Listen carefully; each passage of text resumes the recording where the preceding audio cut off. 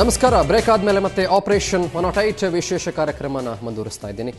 ಉಗ್ಮಾ ಶ್ರೀನಿವಾಸ್ ಅವರೇ, ಜಗದೀಶ್ ಪಾಟೀಲ್ ಅವರು ಸಾಕಷ್ಟು ಅಂಕಿ ಅಂಶಗಳನ್ನು ಕೊಡ್ತಾ ಇದ್ರು. ಎಷ್ಟೆಷ್ಟು ಕಾಲ್ ಬರುತ್ತೆ, ಎಷ್ಟೆಷ್ಟು ಅಟೆಂಡ್ ಮಾಡ್ತೀವಿ, ಆಮೇಲೆ ಕೂಡ ಫೋನ್ ಮಾಡಿ ಹೇಳ್ಬೋದು ಅಂತ ಹೇಳ್ತಿದ್ರು. ಅದು ಪ್ರಾಣ ಇರೋವಾಗಲೂ ಹೋದ್ಮೇಲೆ ಅದು ಬೇರೆ ಮಾತು ಬಿಡಿ, ಹೋದ್ಮೇಲೆ ಕಾಲ್ ಮಾಡೋಕ್ಕಾಗಲ್ಲ ಯಾರು ಕೂಡ.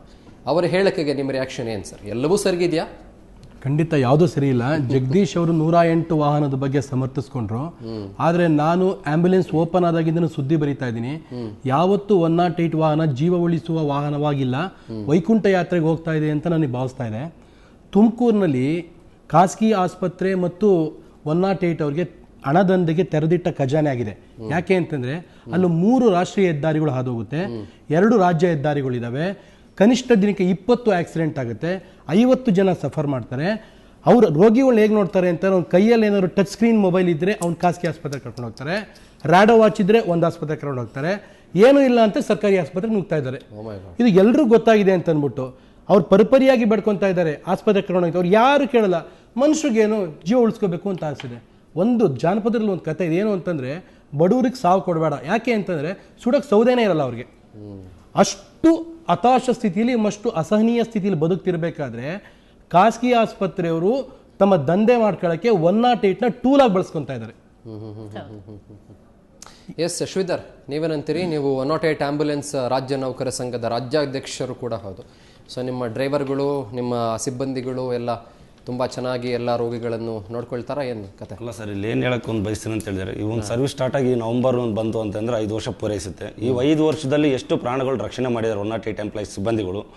ಅವರು ಮಾಡಿರ್ತಕ್ಕಂಥ ಸೇವೆಯಲ್ಲಿ ಸಾಕಷ್ಟು ಜನ ದುರ್ಮರಣ ಅಪ್ಪಿದವರು ಇದ್ದಾರೆ. 108 ವಾಹನ ಪೇಷಂಟ್ನ ತಗೊಂಡೋಗ್ಬೇಕಾದ್ರೆ ಅವ್ನ ಪ್ರಾಣ ಲೆಕ್ಕಿಸ್ತಲೇ ಇಲ್ಲಿ ನಾವು 108 ಸಿಬ್ಬಂದಿ ಕೆಲಸ ಮಾಡ್ತಿಲ್ಲ ಅಂತ, ಎಕ್ಸಾಕ್ಟ್ಲಿ ನಾವು 108 ಸಿಬ್ಬಂದಿಗಳು ಇಲ್ಲಿ ಕೆಲಸ ಮಾಡ್ತಿಲ್ಲ, ಪ್ರಾಣ ಕಳೀತಿದ್ದಾರೆ, ಅದ್ರ ಬಗ್ಗೆ ನಾವು ಖಂಡಿತ ಮಾತಾಡ್ತಾನೆ ಇಲ್ಲ. ನಾನು ಅವಾಗಲೇ ಹೇಳ್ದೆ ನಿಮ್ಗೆ 50 2-3 ಕೊಳ್ತ ಹಣ್ಣಿಗಳಿವೆ ಅಂತ, ಅದಕ್ಕೆ ನೀವು ಸಾಕ್ಷಿ ನೋಡಿದಿರಿ.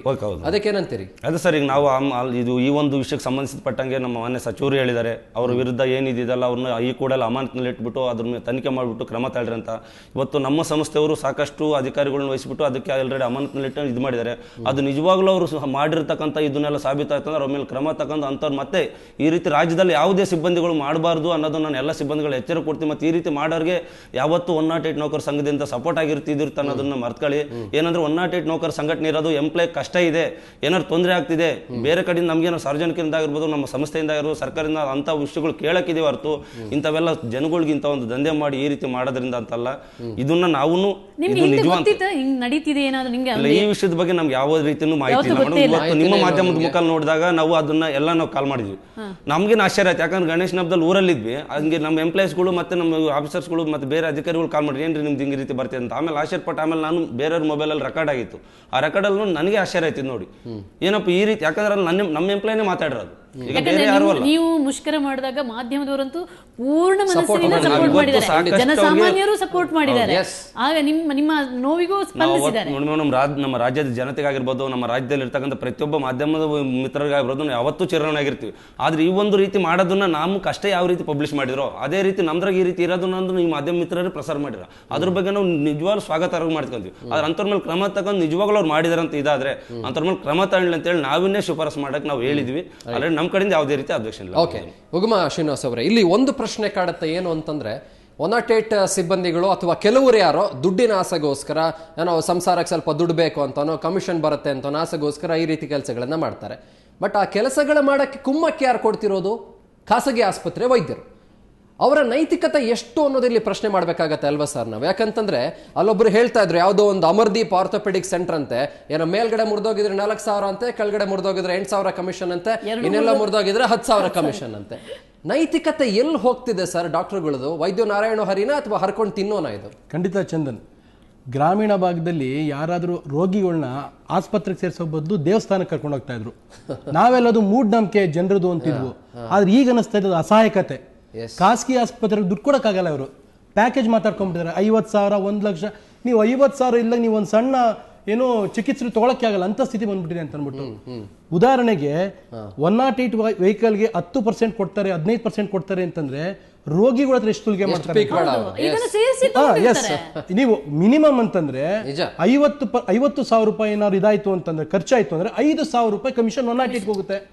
ಅದು ರೋಗಿಗಳ ತಲೆ ಮೇಲೆ ಬರುತ್ತೆ ಅಂತ ಅಂದ್ಬಿಟ್ಟು. ಇನ್ನು ಬಹಳ ವಿಶೇಷ ಏನು ಅಂತಂದ್ರೆ, ಗ್ರಾಮೀಣ ಭಾಗದಲ್ಲಿ ಜನರ ಕೂಲಿಯ ಪ್ರಮಾಣ 100 ರೂಪಾಯಿ ಕೂಡ ದಾಟಿಲ್ಲ. ನೀವು 100 ರೂಪಾಯಿ ದಾಟಿಲ್ಲ ಅಂತಂದ್ಮೇಲೆ ಅನಗತ್ಯವಾಗಿ 5,000 ರೂಪಾಯಿ ಕೊಡ್ತಾರೆ.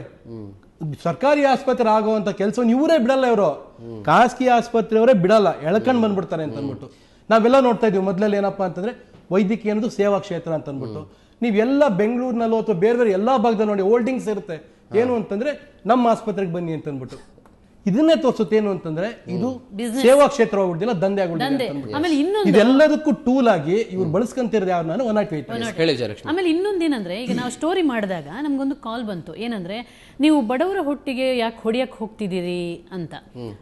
ಅಂದ್ರೆ ಇಲ್ಲೆಲ್ಲೋ ಅವರು ಕೂಡ ಅಸಹಾಯಕರಾಗಿದ್ದಾರಾ ಅಂತ ನಾನು ಶ್ರೀಧರ್ ಅವರನ್ನ ಕೇಳ್ಕೊಳ್ತೀನಿ. ಯಾಕಂದ್ರೆ ನಿಮ್ಗೆ ಸಿಕ್ತಿರುವಂತ, ಈಗ ನಾವು ಕಾಲ್ ಮಾಡಿದಾಗ, ನಾವು ಒಂದು ಫೋನ್ ಮಾಡಿದಾಗ, ನಾವು ಸ್ಟೋರಿ ಮಾಡಿದಾಗ, ನೀವು ಬಡವರ ಹೊಟ್ಟಿಗೆ ಯಾಕೆ ಹೊಡಿತಿದ್ದೀರಾ, ನಾವು ಆಂಬ್ಯುಲೆನ್ಸ್ನವರು ತುಂಬಾ ಬಡವರು ಅನ್ನುವಂತ, ಅಂದ್ರೆ ನಿಮ್ಗೆ ಯಾಕೆ ಸಂಬಳ ಕಡಿಮೆಯಾಗಿ ಈ ರೀತಿಯ ದಂಧೆಗೆ ಇಳ್ದಿದ್ಯಾರಾ, ಅಲ್ಲ ದುರಾಸೆನಾ? ಆ ರೀತಿ ಒಂದು ಹೇಳೋದಕ್ಕಿಂತ ಇಲ್ಲಿ ಯಾರೋ ಒಬ್ರು ಮಾಡ್ರೆ, ಈಗ ನೀವು ಹೇಳಿದ್ರೆ ಅವಲೇನೆ ಅವನು ಈ ಕಾರ್ಯಕ್ರಮ ಸ್ಟಾರ್ಟ್ ಆಗಿದ್ರಲ್ಲಿ ಹೇಳ್ಕೊಂಬರ್ತಾರೆ. ಇವತ್ತು ಇದರಲ್ಲಿ 2,500 ಜನ ಕೆಲಸ ಮಾಡ್ತಾರಲ್ಲ, ನನ್ಗೆ ಎಷ್ಟೇ ಕಷ್ಟ ಇದ್ರು ನಾನೊಂದು ಸೇವೆ ಮಾಡ್ತಾ ಇದೀನಿ, ನನ್ಗೆ ಇಂಥ ಒಂದು ಅವಕಾಶ ಸಿಕ್ಕಿ ತಕ್ಕಂತ ಎಲ್ಲ ಜನಗಳು ಇರೋದು. ಯಾರೋ ಒಂದು ಇವ್ರು ಬೆಳೆಯಷ್ಟು ಜನ ನೀವು ಹೇಳ್ದಂಗೆ ಇದು ಮಾಡೋದ್ರಿಂದ ಆ ರೀತಿ ಅನ್ಕೊಳ್ಳೋದು ಯಾರೋ ಒಂದಿಬ್ರಲ್ಲ. ಒಂದು ವಿಷಯ ನಾನು ಮತ್ತೆ ಮಾತಾಡ್ತೀನಿ. ವಿಜಯಲಕ್ಷ್ಮಿ, ನಾನು ಕ್ಲಾರಿಫಿಕೇಶನ್ ಬೇಕು ನನಗೆ. ನೀವು ಈ ಸ್ಟಿಂಗ್ ಆಪರೇಷನ್ ಮಾಡುವಾಗ ಎಷ್ಟು ಜನ 108 ಸಿಬ್ಬಂದಿಗಳನ್ನ ನೀವು ಕಾಲ್ ಮಾಡಿ ವಿಚಾರಿಸಿದ್ರಿ? ಈಗ ನಾವು ಆಲ್ಮೋಸ್ಟ್ ಒಂದು 20-25 4-5 ಅದರಲ್ಲಿ ಒಬ್ರು ನಾವು ಕಾಲ್ ಮಾಡಿದ ತಕ್ಷಣ ಪರ್ಸೆಂಟೇಜ್ ಅಂತ ಹೇಳಿದ ತಕ್ಷಣ, ರೀ ನಾವು ಸೇವೆ ಮಾಡ್ತಿರೋದ್ರಿ, ನಾವು ಬಡವರಿಗೆ, ಅವನು ಹೆಮ್ಮೆಯಿಂದ ಹೇಳ್ತಿರೋದು, ನಾನು ಬಡವರಿಗೆ ಸೇವೆ ಮಾಡ್ತಿರೋದು, ಹಾಗಾಗಿ ನನ್ನ ಹತ್ರ ಏನು ಇಂಥದ್ದು ಮಾತಾಡಬೇಡಿ ಅಂತ ಹೇಳಿ ಒಬ್ರು ಮಾತ್ರ ಕಡ್ಡಿ ಮುರಿದಂಗೆ ಹೇಳಿದ್ರು. ಅದರ್ವೈಸ್ ಎಲ್ಲರೂ 24 ಮಂದಿ ಕೂಡ ಆಯ್ತು ಅನ್ನುವಂತ ಒಂದು ಆಸೆಯಿಂದಲೇ ಮಾತಾಡಿದ್ರೆ ಬಿಟ್ರೆ ಮತ್ತೆ ಯಾರಿಗೂ ಕೂಡ, ಅಂದ್ರೆ ಎಷ್ಟು ಪ್ರಮಾಣದಲ್ಲಿ ನಡೀತಾ ಇದೆ ಅದು 10 ಇರ್ಬೋದು, 1 ಇರ್ಬೋದು, 2 ಇರ್ಬೋದು, ಬಟ್ ಪರ್ಸೆಂಟೇಜ್ ಅಲ್ಲಿ ಇದ್ದೇ ಇದೆ. ಆಮೇಲೆ ರೋಗಿಯಿಂದ ಕೂಡ ತಗೋದ್ರೆ, ಆಸ್ಪತ್ರೆಯಿಂದ ಒಂದ್ ಕಡೆ ತಗೊಳಿದ್ರೆ ರೋಗಿಯಿಂದಲೂ ತಗೊಳ್ತಿದ್ದಾರೆ ಅಂತ ರೋಗಿಗಳೇ ಅನೇಕರು ಹೇಳಿದ್ರು. ಅಂದ್ರೆ 500 ರೂಪಾಯಿ ತಗೋತಾರೆ ಅಥವಾ 1,000 ರೂಪಾಯಿ ತಗೋತಾರೆ, ಬಾಡಿನ ಹಾಕ್ಬೇಕಾದ್ರೆ ತೆಗಿಬೇಕಾದ್ರೂ ಹಣ ಕೇಳ್ತಾರೆ. ಒಂದು ಪ್ರಮಾಣ ಆದ್ರೆ ಇದು ಇನ್ನೊಂದು ಪ್ರಮಾಣದ್ದು. ಇದು ಪರ್ಸೆಂಟೇಜ್ ಆಮೇಲೆ ಪರೋಕ್ಷವಾಗಿ ಬೀಳುವಂತ ದಂಡ, ಇದು ಪ್ರತ್ಯಕ್ಷವಾಗಿ ಬೀಳುವಂತ. ಅವನು ಪಾಪ ಆಕ್ಸಿಡೆಂಟ್ ಆದಾಗ, ನನ್ಗೆ ಆಕ್ಸಿಡೆಂಟ್ ಆಗುತ್ತೆ ಅಂತ ಜೋಬಲ್ಲಿ ಫುಲ್ 1 ಲಕ್ಷ ಇಟ್ಕೊಂಡು ತಿರ್ಗೋಲ್ಲ ಅಥವಾ 50,000 ಇಟ್ಕೊಂಡು ತಿರ್ಗೋಲ್ಲ, 1 ರೂಪಾಯಿ ಇಲ್ಲದಿರ್ಬೋದು. ಆ ಸಂದರ್ಭದಲ್ಲಿ ನೀನ್ ಕಿತ್ತು ತಿಂತೀಯ ಅಂದ್ರೆ ನೀನ್ ಎಂತ ಸೇವೆ ಮಾಡ್ತಿದ್ದಿ? ವಿಜಯಲಕ್ಷ್ಮಿ ಅವರು ಒಂದು ಆಡ್ ಮಾಡೋದಾದ್ರೆ, ಕೆಲವು ಕಡೆ 108 ಡೀಸೆಲ್ಗೋಸ್ಕರ ದುಡ್ಡು ಇಸ್ಕೊಂಡಿದ್ದಾರೆ. ಡೀಸೆಲ್ಗೆ ರೋಗಿಗಳ ಹತ್ರ ದುಡ್ಡು ಇಸ್ಕೊಂಡಿದ್ದಾರೆ. ಅದು ಹಲವಾರು ದೂರುಗಳದು. ಅದೆಷ್ಟು ದೂರುಗಳು ಅಂತಂದ್ರೆ, ಏನಾರು ಕೊಡ್ಲಿಲ್ಲ ಅಂತಂದ್ರೆ ಇಲ್ಲ ಪಂಚರ್ ಆಗಿದೆ ಅಂತ ಹೇಳ್ತಾರೆ. Okay, all right. ಮತ್ತೆ ಮಾತಾಡ್ಸೇನೆ ನಿಮ್ಮ ಹತ್ರ. ಜಗದೀಶ್ ಪಾಟೀಲ್ ಅವರೇ, ನೀವು ಆವಾಗಲೇ ಸಾಕಷ್ಟು ಅಂಕಿಅಂಶಗಳನ್ನ ಕೊಡ್ತಾ ಇದ್ರಿ. ನಿಮಗೆ ಡೈಲಿ ಇಷ್ಟು ಕಾಲ್ ಬರುತ್ತೆ, ಅಷ್ಟು ಜನರನ್ನ ಅಟೆಂಡ್ ಮಾಡ್ತೀರಿ, ಬೇಕಾದ್ರೆ ಫೋನ್ ಮಾಡ್ಬೋದು ಅಂತೆಲ್ಲ ಹೇಳ್ತಾ ಇದ್ರಿ. ಓಕೆ, ವೆಲ್ ಅಂಡ್ ಗುಡ್, ಒಳ್ಳೆ ಕೆಲಸ ಮಾಡ್ತಿದ್ದೀರಿ ಅಂತ ಒಪ್ಕೊಳ್ಳೋಣ. ಬಟ್ ನೀವು ನೇರವಾಗಿ ಪಾಯಿಂಟ್ಗೆ ಬರಬೇಕಾಗತ್ತೆ ಸರ್, ಯಾಕಂದ್ರೆ ಸತ್ಯನ ಖಂಡಿತವಾಗ್ಲೂ ಫೇಸ್ ಮಾಡಬೇಕಾಗತ್ತೆ ನೀವು. ಇದ್ರ ಬಗ್ಗೆ ನಿಮ್ಮ ರಿಯಾಕ್ಷನ್ ಏನ್ ಹೇಳ್ತೀರಿ ಸರ್? ಒಂದು ಮಾನಿಟರಿಂಗ್ ವ್ಯವಸ್ಥೆ ಅಂತ ಇಲ್ವಾ ಸರ್ ನಿಮಗೆ? ಮಾನಿಟರಿಂಗ್ ವ್ಯವಸ್ಥೆ ಚೆನ್ನಾಗಿದೆ ನಮ್ಮಲ್ಲಿ. ನಾವು ಹೇಳ್ತಾ ಇದ್ದಾಗೆ ಎನಿ ಗಿವನ್ ಪಾಯಿಂಟ್ ನಿಮಗೆ ಎಲ್ಲ ಥರದ ಒಂದು ಡೀಟೇಲ್ಸ್ ನಾವು ಕೊಡ್ಬೋದು. ಎಷ್ಟು ಪ್ರೈವೇಟ್ ಹಾಸ್ಪಿಟಲ್ ಹೋಗಿದೆ, ಎಷ್ಟು ಗೌರ್ಮೆಂಟ್ ಹಾಸ್ಪಿಟಲ್ ಹೋಗಿದೆ, ಎಲ್ಲ ಡೀಟೇಲ್ಸು ಇರುತ್ತೆ. ಕಾಲ್ಗಳು ರೆಕಾರ್ಡ್ ಆಗಿರ್ತವೆ ನಮ್ಮಲ್ಲಿ. ಎಷ್ಟು ವರ್ಷದ ಮೇಲೆ ಬೇಕಾದ್ರೆ ಇಲ್ಲ ಸರ್, ಪ್ರೈವೇಟ್ ಮೊಬೈಲ್ಗಳನ್ನು ಇಟ್ಕೊಂಡಿದ್ದಾರೆ. ಯಾಕಂದ್ರೆ ನಾವೊಂದು ಲಿಸ್ಟ್ ತಗೊಂಡಿದ್ವಿ, ಅದರಲ್ಲಿ ನಿಮ್ಮ ಮೊಬೈಲ್ ಅನ್ನು ಯೂಸ್ ಮಾಡಲ್ಲ ಅವರು ನಾವು ಅಷ್ಟು ತಗೊಂಡ್ರಲ್ಲಿ ಎಲ್ಲರ ನಂಬರ್ ಕೊಟ್ಟಿದ್ರು. ನಾವು ಅಲ್ಲಿ ಹೋದ್ಮೇಲೆ ನಮ್ಗೆ ನಂಬರ್ ಸಿಕ್ಕಿತ್ತು. ಕೆಲವೊಂದು ಏನಾಯ್ತು ಸರ್, ಈಗ ಕೆಲವು ನಾವು ನಂಬರ್ ತಗೊಂಡು ಅವ್ರನ್ನ ಫಿಕ್ಸ್ ಮಾಡಿದ್ವಿ. ಕೆಲವು ಏನ್ ಗೊತ್ತಾ, ತಾಲೂಕು ಆಸ್ಪತ್ರೆಗೆ ಎಂಟ್ರಿ ಹೊಡೆದ್ವಿ, ಅಲ್ಲೊಂದು 108 ಇತ್ತು, ನಾವು ಹೋದ್ವಿ, ಮಾತಾಡ್ಸಿದ್ವಿ. ಅಲ್ಲಿ ಹೋಗಿ ನಾವು ಲಿಸ್ಟ್ ನೋಡಿದಾಗ ಅವ್ರ ನಂಬರ್ ಚೇಂಜ್. ಸರ್ ಈ ನಂಬರ್ ಮಾಡಬೇಡಿ, ಈ ನಂಬರಿಗೆ ಮಾಡಿ. ಯಾಕಂದ್ರೆ ಪರ್ಸನಲ್ ಮೊಬೈಲ್ ಎಷ್ಟು ಇಟ್ಕೋಬಹುದು ಸರ್? ಅಯ್ಯೋ, ಯಾವನ ಹತ್ರನೂ ಮೊಬೈಲ್ ಇರುತ್ತೆ. ನೀವು ನಿಮ್ ನಂಬರ್ ಅಲ್ಲಿ ಅವ್ನು ಫೋನ್ ಮಾಡ್ಬೇಕು ಅಂತ ಏನ್ ಗ್ಯಾರಂಟಿ ಇದೆಯಾ? ಕಳ್ಳನಿಗೆ 100 ದಾರಿ ಇರುತ್ತೆ ಸರ್. ಸರ್, ಇವಾಗ ನೀವು ನೇರವಾಗಿ ಇದಕ್ಕೆ ಬನ್ನಿ ಸರ್. ಸ್ಟಿಂಗ್ ಆಪರೇಷನ್ಗೆ ಸಂಬಂಧಪಟ್ಟಂತೆ ಇಲ್ಲಿ ಮರೆಮಾಚುವಂಥದ್ದು ಏನೂ ಇಲ್ಲ. ದೃಶ್ಯಗಳಲ್ಲಿ ನೀವು ಕೂಡ ಗಮನಿಸಿದ್ದೀರಿ, ಸ್ಪಷ್ಟವಾಗಿದೆ. ಕಮಿಷನ್ ದಂಧೆಗೆ ಏನ್ ಬೇಕಾದ್ರೂ ಮಾಡ್ತಾರೆ ಅನ್ನೋದು ನೀವು ನೋಡಿದ್ದೀರಿ. ಏನಂತೀರಿ ಅದ್ರ ಬಗ್ಗೆ ನೀವು? ಇದ್ರ ಬಗ್ಗೆ ನಾವು ಈಗಾಗಲೇ ಹೇಳಿದಾಗೆ ಅವ್ರ ಮೇಲೆ ಸ್ಟ್ರಿಕ್ಟ್ ಆ್ಯಕ್ಷನ್ ತಗೊಳ್ಳಿಕ್ಕೆ ನಾವು ರೆಡಿ ಇದ್ದೇವೆ. But we require some complaints. ಫೀಲ್ಡ್ನಿಂದ ಕಂಪ್ಲೇಂಟ್ಸ್ ಬರಬೇಕು ನಮಗೆ. ಅಂಥದ್ದು ಏನಾದರೂ ಕಾಲ್ ಕನ್ಸರ್ನ್ ನಮ್ಮಲ್ಲಿ ಇದ್ದರೆ ನಮ್ಮಲ್ಲಿ ಪ್ರತಿಯೊಂದು ಜಿಲ್ಲೆಯಲ್ಲಿ ಫೀಲ್ಡ್ ಆಫೀಸರ್ಸ್ ಇದ್ದಾರೆ. ಇದು ಸಾಕಾಗುತ್ತೆ. ಕಂಪ್ಲೇಂಟೇ ಬರಬೇಕಾ ಸರ್ ನಿಮಗೆ? ಗೊತ್ತಾಗಬೇಕಲ್ಲ ಯಾರು ಏನಾಗಿದೆ ಅಂತ ಗೊತ್ತಾಗಬೇಕಲ್ಲ. ಇದು ಗೊತ್ತಾಗ್ತಿಲ್ವಾ ಸರ್? ಅಲ್ಲ, ಇದ್ರ ಮೇಲೆ ತಗೊಂಡಿದ್ದೇವೆ ನಾವು. ಅದು ಮಾರ್ಕ್ ಮಾಡಿರೋ ಪೀಪಲ್ ಅಂಡ್ ಎನ್ಕ್ವೈರೀಸ್ ಇನ್ ಇದು process. ರೈಟ್. ಈಗ ನೀವು ಕಂಪ್ಲೇಂಟ್ ಮಾಡುವಂತ ಪ್ರಯತ್ನ ಮಾಡಿದ್ರಾ ಯಾವತ್ತಾದ್ರೂ? ಅದನ್ನೇ ಕೇಳಕೊಟ್ಟೆ ಸರ್, ಎಲ್ಲಿ ಕಂಪ್ಲೇಂಟ್ ಮಾಡಬೇಕು 108 ಕನ್ಫ್ಯೂಷನ್ ಇದೆ. 108ಕ್ಕೆ ಕಾಲ್ ಮಾಡೋದು. 108ಕ್ಕೆ ಕಂಪ್ಲೇಂಟ್ ಮಾಡಿ ಏನಂತ ಕಂಪ್ಲೇಂಟ್ ಮಾಡ್ಬೇಕು ನಾವು? ಏನಾಗಿದೆ ಅಂತ ಇನ್ನೊಂದು ಮೇಡಮ್ ಏನು ಗೊತ್ತಾ, ಈ ವಿಚಾರದಲ್ಲಿ ಫಸ್ಟ್ ಕಂಪ್ಲೇಂಟ್ ಮಾಡಿದ್ರೆ ನಾವು ಕಂಪ್ಲೇಂಟ್ ಅಂದ್ರೆ ನಾವು 108ಕ್ಕೆ ಕಾಲ್ ಮಾಡಿದ್ರೆ ಪೇಷಂಟ್ ಹತ್ರ ಬರ್ಲಿಕ್ಕೆ ಫಸ್ಟ್ ಇಲ್ಲ, ಏನ್ ಪೇಷಂಟ್ ಅಂತ ಕೇಳ್ತಾರೆ, ವಾಟ್ ಇಸ್ ದ ಕಂಡೀಷನ್ ಅಥವಾ ಏನ್ ಪ್ರಾಬ್ಲಮ್ ಅಂತ ಕೇಳ್ತಾರೆ. ಹಾರ್ಟ್ ಪ್ರಾಬ್ಲಮ್ ಅಂದ್ರೆ ಅಥವಾ ಆಕ್ಸಿಡೆಂಟ್ ಅಂದ್ರೆ ಇಮಿಡಿಯೇಟ್ ಸರ್ವಿಸ್. ನನಗೆ 4-5 ಇದರಲ್ಲಿ ಈ ಎಕ್ಸ್ಪೀರಿಯನ್ಸ್ ಆಗಿದೆ. ಬೇರೆ ಇನ್ನೇನೋ ಸಮಸ್ಯೆ ಅಂದಾಗ ಅವಾಗ ಇಲ್ಲ ಅಲ್ಲೋಗಿದೆ ವೇಟ್ ಮಾಡಿ ಅರ್ಧ ಗಂಟೆ. ಹಾರ್ಟ್ ಆಪರೇಷನ್, ಹಾರ್ಟ್ ಸಂಬಂಧಪಟ್ಟಿದ್ದು ಅಥವಾ ಆಕ್ಸಿಡೆಂಟ್ ಕಮಿಷನ್ ಎಮರ್ಜೆನ್ಸಿ ಅಂತ ಹೇಳ್ತಾರೆ ಅಷ್ಟೇ. ಇವ್ರ ಬಾಯಲ್ಲಿ ಬರುತ್ತೆ ಅನ್ಕೊಂಡು ನಿಮ್ ಬಾಯಲ್ಲಿ ಬಂತು, ಅದನ್ನ ಅಡ್ವಾಂಟೇಜ್ ಮಾಡ್ಕೊಂತಾರೆ ಇವರು. ಹಾರ್ಟ್ ಮತ್ತೆ ಆಕ್ಸಿಡೆಂಟ್ ಅಂದ್ರೆ ಕಮಿಷನ್, ನೀವ್ ಹೇಳ್ದ ಕೈ ಕಾಲು ಹೋದ್ರೆ ಇದು ಕಮಿಷನ್ ಜಾಸ್ತಿ ಬರುತ್ತೆ ಇದಕ್ಕೆ. ಹಾರ್ಟ್ ಅಂದ್ರೆ ಏನ್ ಬೇಕಿರ್ ಇವರು ಕಮಾಯಿ ಮಾಡಬಹುದು. ನೀವು ಹೇಳಿದ್ರಲ್ಲ ನಮ್ ಸಾರ್ ಹೇಳಿದ್ರಲ್ಲ ಓಮ ಶ್ರೀನಿವಾಸ್ ಅವರು, ನೀವು ಡೀಸೆಲ್ ಕೊಡ್ತಿರ್ಬೇಕಿದ್ರೆ 2000 ಆಗುತ್ತಪ್ಪ ಚಾರ್ಜ್ ಕೊಟ್ಬಿಡ್ತಾರೆ. ಹಾರ್ಟ್ ಪ್ರಾಬ್ಲಮ್ ಆಗಿರುತ್ತೆ, ಬೇಗ ಹೋಗ್ಬೇಕು ಅವರು.